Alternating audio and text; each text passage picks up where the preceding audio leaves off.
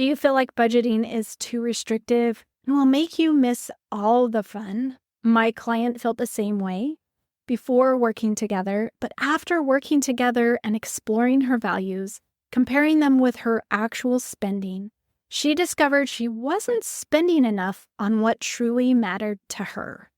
She realized that while she feared missing out on fun, she just wasn't honoring her true financial priorities.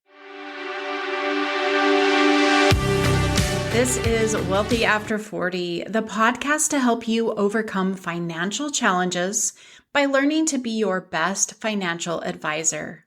My name is Daleen Higgins, your financial coach and podcast host. Welcome to the episode. So you feel like budgeting is going to be too restrictive. So you avoid it, just like my client was.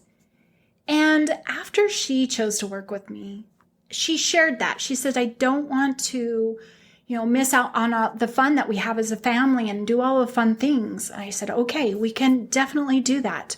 If you know me, I believe there should be an element of fun in every budget. My client, who came to me in debt so far that he was living on debt each and every month, we really had to structure his budget. If you know me, if you've heard me before, I don't like to cut and get rid of stuff on an initial visit. His situation did not allow for that. With that, I made sure I kept my belief as a coach that every budget should have an element of fun. Doing so for him keeps you consistent, keeps you motivated, keeps you sustainable. He had a very, very scaled back budget, but it met all of his debt payments and did not accumulate debt for 3 months because we were able to keep the element of fun that supported him in more ways than one. It physically, emotionally, and mentally supported him. I believe that is most important. So number one, with working with me, you won't miss out on the fun. As I promised my client, nope, we will keep the fun if that's what you truly want to spend your money on. If you remember, as she worked with me and we explored her spending through many different value exercises that I do in my signature program, she wasn't honoring her true financial priorities. This was happening because she was not budgeting, because she was not keeping track of where she was really spending her money.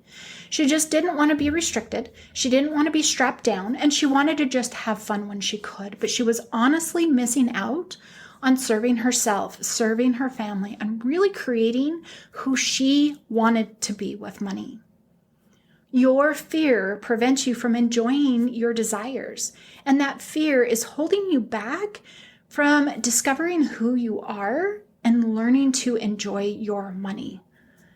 I get in a lot of situations with clients where I question if they are enjoying their money. I have not really had anybody who has enjoyed it too much.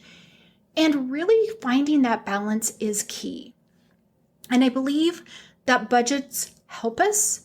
And then doing other exercises like those value exercises will help you explore and build a budget, build your spending habits for who you truly are. Your fear that budgets are restrictive, you avoid money. Your fear that budgets are restrictive, and the fact is you're avoiding budgeting, or you're using the check my bank account method instead, which is what my client was doing, is a belief that is coming from using other templates and using other methods that aren't allowing you to fully embrace who you are. We download these templates, they're spelled out, we fill in the blanks, and we feel lackluster about it. We don't get excited, we don't see ourselves in them because they don't allow you to expand and grow. And there's no guidance in how to refine and with use, better who you are. Discover your happiness. Really get in there and make that budget reflect who you are. If I see a budget, I want to know in that budget who you are. And if I look at it and I'm saying, these are the things, this is what you like, this is what you don't like, this is what you love to do, or this is, your motto, values, all of those things, that needs to be accurate. It doesn't need to be a copycat template from somewhere else. The fact that you keep telling yourself it won't be fun is already causing you to be in that state. My client was already there. She's like, oh, I'm having fun. And then when we actually put it to the test, she wasn't. But not having that budget, she stressed, she worried, she panicked every time she got a bill increase. And that was fun. She didn't want to lose that. Is that what you're telling yourself? As I said, when I work with clients and that initial budget, we build that budget to be exactly what you're doing with money. Okay, exactness might be a little extreme because if you haven't been in the weeds or working with your money, guesstimating is not, is close. It's at least what you know. Because I don't think we forget where we think we are truly enjoying our money. Building that initial budget, not making any changes from the initial state, except for my client who came to me accruing debt every month. I don't want to perpetuate that problem. That takes harder action. But with all my other clients, we build the budget as who they are. This supports clarity.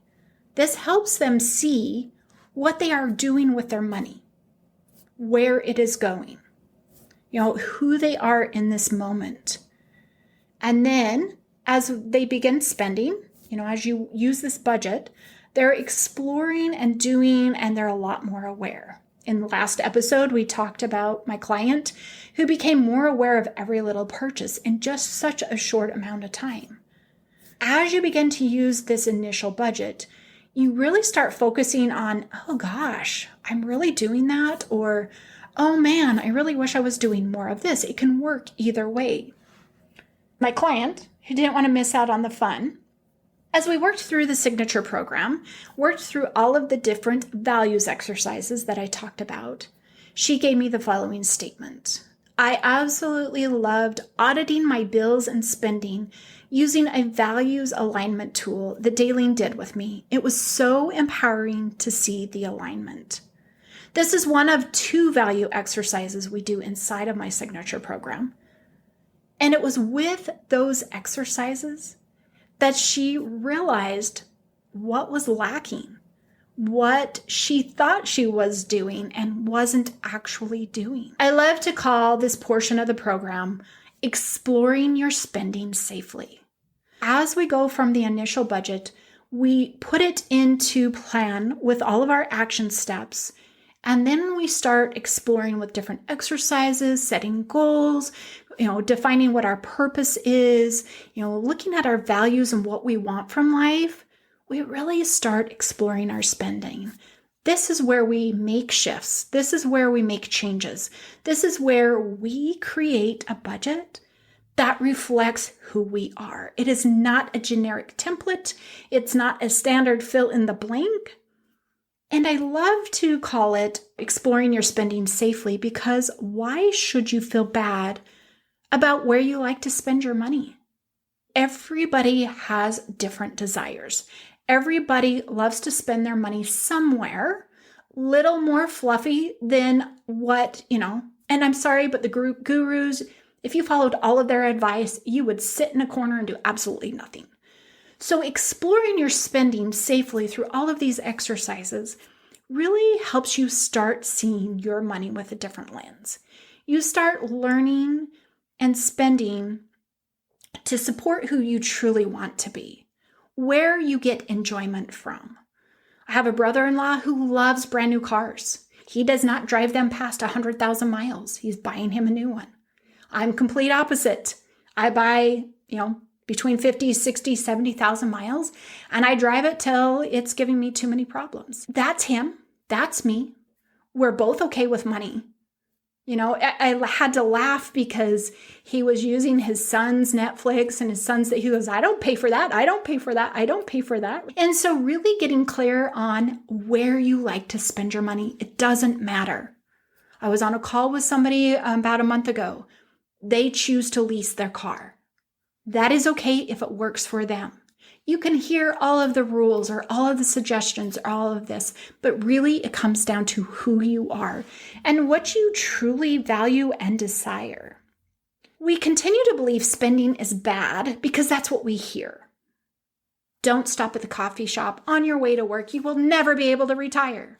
Seriously, I kind of have to laugh at that, and you can put whatever piece of information you have heard in there. What do you need to do differently? You need to start believing that spending your money, you need to spend it for now and the future. Yes, life is short. However, life is long. We can't ignore that fact. I have an aunt and an uncle who are pushing 100. They are living in their house by themselves. They are fine. That is a very, very long life. They've been retired for years. In fact, I have to laugh because my uncle had to go into the credit union to have a paper notarized saying he was still alive so he could still get his pension. It just doesn't happen a lot, but it does happen. Really start thinking about spending, serving you now and in the future. Remembering that spending also includes savings. Our savings is just a pause for a future expense. Like I said, you keep trying to use budget templates, general suggestions, general rules, and that's a great place to start. When you fill those in, then you have to start diving into how to make that you. Just because somebody says this is how you should do it, isn't how you want to do it.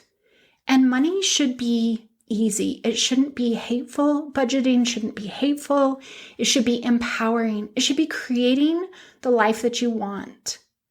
I am very passionate about budgeting. I have had so many points on my journey that it has saved me, empowered me. It just becomes an element of success for me. And it took a while to get there.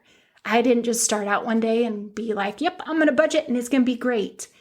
Lots of ups and downs, lots of hiccups, lots of refining, lots of frustrating moments, and trying to figure out how to make those frustrations go away. Once you reach that frustration point with your money, with your budgeting, you have to pause because you can't do it in that heated emotion, but you can't pause for very long because memories can be short, especially if something that wasn't fun. But coming back to it and realize what's wrong. I love hearing the statement of, I was using a budget and I was doing great. Then I got this bill out of nowhere and now I'm over budget. So what do I even do? Thinking about that, you got that bill you forgot about. That's where you need to fix the problem. That's where you need to fix the problem. Talked about that in last episode about looking ahead, planning ahead, but then tying that together with enjoyment.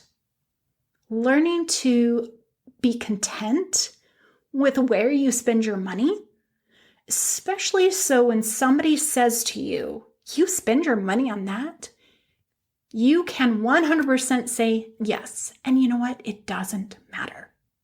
Getting to that point is very freeing, is very important. I think that's just like life, getting to the point that we don't care. And that's where we also need to get to with money. Is not caring what other people see or think we do with money, but doing what comes into alignment with who and what we are. So to find enjoyment in budgeting, how do you do that? Learn who you are with money. Learn what is most important to you. Build the budget around those things. We have commitments. We have things we've signed up for. We have bills. But beyond that, be sure that you're spending where you want it. How do you want it to support you? As I was on my journey, I had a short-term goal and a long-term goal. Once I got so focused on those, I had no more FOMO.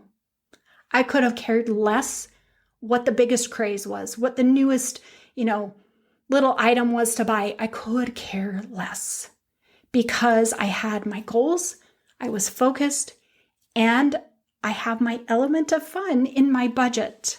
If you know me, you know that's my books. And really getting to know yourself in that intimate way with money comes from starting to explore your values, what you believe, who you want to be, how you want to be. There's people with a motto that they'd rather have experiences over material things. That right there is a value.